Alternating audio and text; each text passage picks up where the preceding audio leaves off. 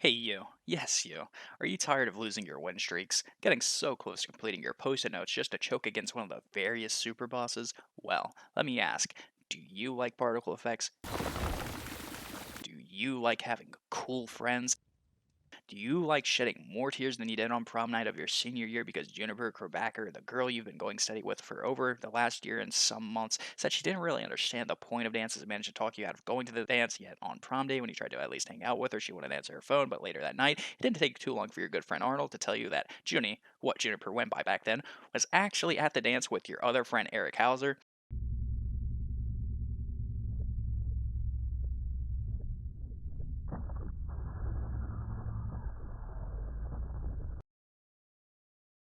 Do you like winning? If you said yes to any of the above, then I have just the thing for you. Breaking the Binding of Isaac. Repentance.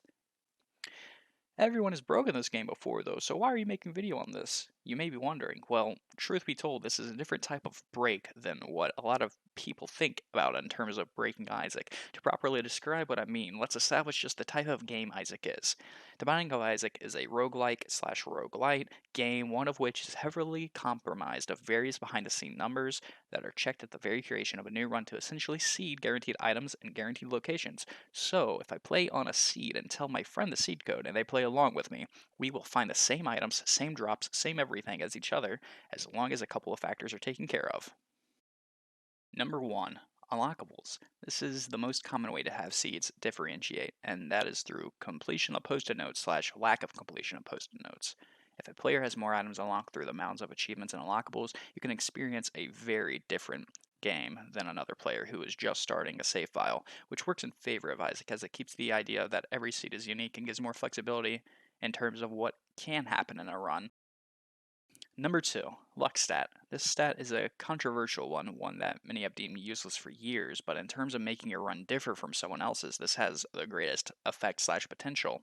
For those unaware, in The Binding of Isaac, luck does many things, but nothing really huge. One of these features is one that performs a check on the luck stat on every room clear, and drops a room clear reward if your luck is greater than X. But in most cases, luck is a pretty hard stat for a lot of people to use, let alone abuse. In this next part, I will try to explain the idea of branching paths in a seed.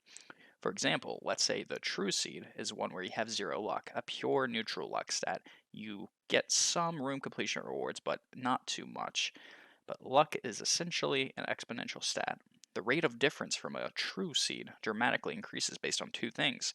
First is the actual luck stat number, and second is the length of a run, aka how long you explore each floor and how far down into the rabbit hole you go. The first one is way easier to map out as a simple number increase slash decrease can only have a linear growth slash reduction, whereas the idea of length of the run is a massive variable in itself, and depending on how confident of a player you are, you probably won't have the desire to explore every floor in a given run, even with a high luck stat. To simplify this idea, a run gets further and further from the true seed by either passing or failing more luck checks. So, as long as everyone using the same seed has the same luck, you won't have any variance in terms of room completion rewards. Number 3, skill. This is a pretty vague one that cannot be denied though. A better player will know how to abuse mechanics better, how to secure more items, and how to circumvent a lack of consumables. Definitely not as complicated to understand as the luck stat. I'm turning into Joker. Oh my god, Joker. Honorable mention, real life luck. As far as devil deals and angel deals, I think when it isn't a guaranteed 100% chance, it really is up to ambiguous luck in real life. I might be wrong, but that's why this is an honorable mention. So now we know just the type of game we are dealing with. We can finally talk about what it means to break it. Well, yes, there are tons of ways to break a run. I think a real key factor that differs from a lot of these other breaks is, well, consistency. Consistency is what truly breaks a game of this nature, a game that prides itself on generating tens of thousands of unique runs with hundreds of items. The game is supposed to be an inconsistent playground with experimentation, and a lot of breaks cannot be reliably done every 10 runs, let alone every run. But this one is different. It isn't breaking the game through spawning a room filled to the brim with multiple consumables. It isn't breaking the game by spawning every item in the game. It isn't breaking through any of that. It is just through consistency. Enter Tainted Cain, aka the Walking Crafting Bag.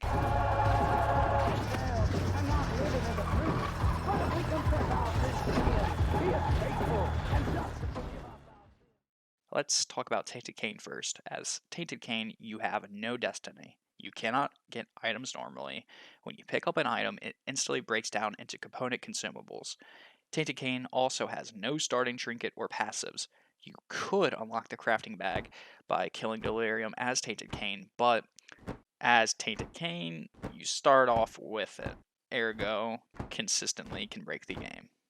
Now, the crafting bag is essentially Minecraft the game, the item. It allows us to grab consumables and turn them into any item into the game. Probably. Each item has multiple crafting recipes, and some items haven't really been found yet at the time of making this video. But, yeah. It has some priorities similar to the Forsaken's Bone Swing, where you can open chest over terrain, collect consumables over terrain, and you can also destroy poops and fires in one swing of the bag, as well as knock back enemies if you want to engage in close quarter combat. General strategies involve clearing the entire floor before you start crafting items and only picking up stuff that you know you will need for the next floor, such as maybe 2 keys for the item room and shop, or a bomb. You need to actively think about what consumables you have present on the floor and need to be conscious of what you can make. But don't worry, I'll make it really simple for what you want to guarantee wins. I devised a simple pyramid an upside down triangle flowchart on how to achieve broke status. Level 1, Ice Age Baby. You're gonna really want to prioritize crafting this little guy. All it takes is 5 coins, 2 bombs, and a heart. Very simple recipe for this chill fella. And well, you're actually gonna want to craft 2 more. You want to be conjoined. Level 2, Tractor Beam. I recommend after you have become conjoined to craft Tractor Beam. This will essentially give you triple shot and make your DPS way more reliable. Only 6 key only 6 coins and 2 keys required for this guy. Level 2.5 BFFs. While your friends are already packing some heat, why not crank it up to 11? Turn those bad boys into a nuclear winter. 2 recipes for this one: 3 coins, 2 bombs, 1 dime, 1 nickel, 1 heart. But if you can't do that, the other recipe is 2 cards, 2 keys, 2 hearts, 1 bomb, and 1 nickel. Level 3 Jacob's Ladder. To really pump out some good damage, you might want to electrocute your enemies to the point they will no longer fear God, but instead fear you. 3 hearts, 2 pennies, 1 nickel, 1 bomb, 1 key, and just like that, unlimited power is all yours.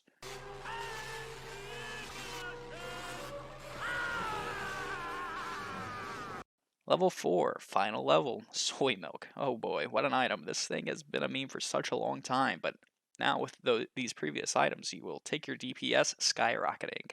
With just these items, you can basically guarantee a win every run, but it doesn't end there. Recipe: 5 hearts, 3 bombs.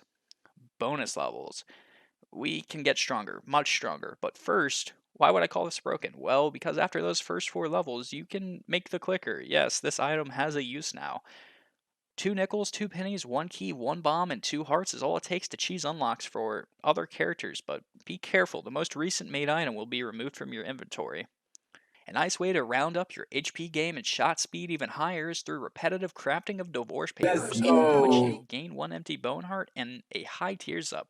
The soft cap for tears after soy milk is 33.00, so you technically have diminished returns after about 4 divorce papers, but it's still a great way of getting bone hearts. Recipe: 6 pennies, 2 bombs. As for getting raw damage stats is hard with crafting. I recommend crafting Blood Clot and Chemical Peel. Blood Clot is only 5 pennies and 2 bombs and 1 key, whereas Chemical Peel is 4 pennies, 2 bombs, and 2 hearts. Guppy. Turning into Guppy can supplement even more damage is relatively easy. I recommend crafting 2 Guppy's hairballs and 1 Guppy tail. Guppy's hairball: 1 black heart, 1 normal heart, 6 pennies. Guppy's tail: 1 rotten heart, 4 normal hearts, 1 key, 1 bomb, 1 penny. Or you could also do 1 rotten heart, 1 pill, 2 keys, 2 bombs, 2 pennies.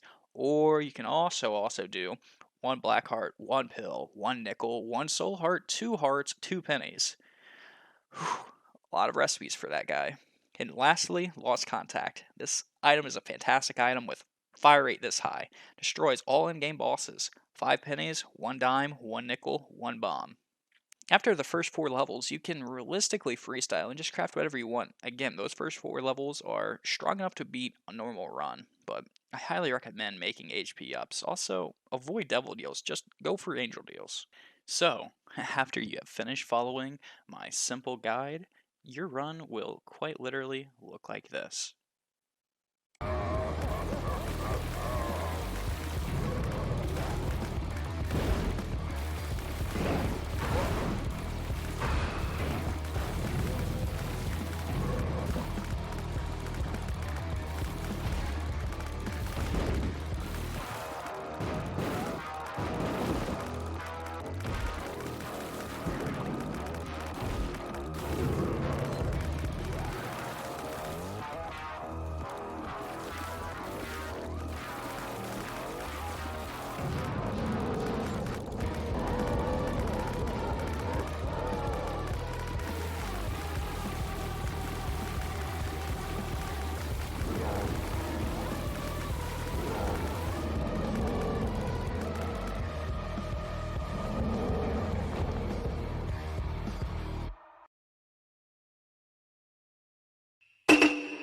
Hey, thanks for watching my video.